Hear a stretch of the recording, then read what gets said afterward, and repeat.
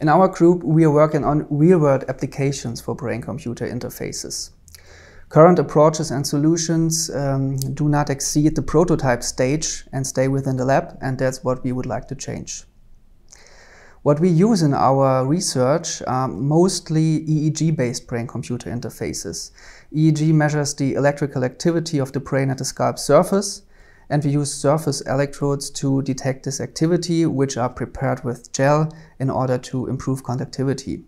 There are also tri-electrode systems already, so you do not even need gel anymore. You just put on a headset, which is wireless in most of the cases, and you can even move within a room wearing this headset and measuring brain activity.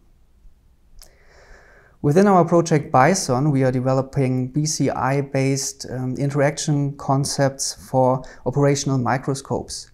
In neurosurgery, surgeons work on very tiny structures, and they need magnification, they need microscopes.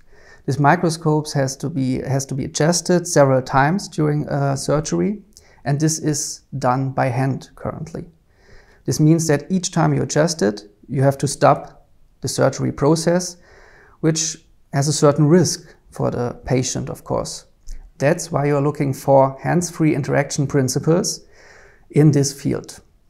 And that's one of the big advantages of brain-computer interfaces, that you can interact with computers or machines or with a microscope without using your hands. And that's what we are developing in BISON.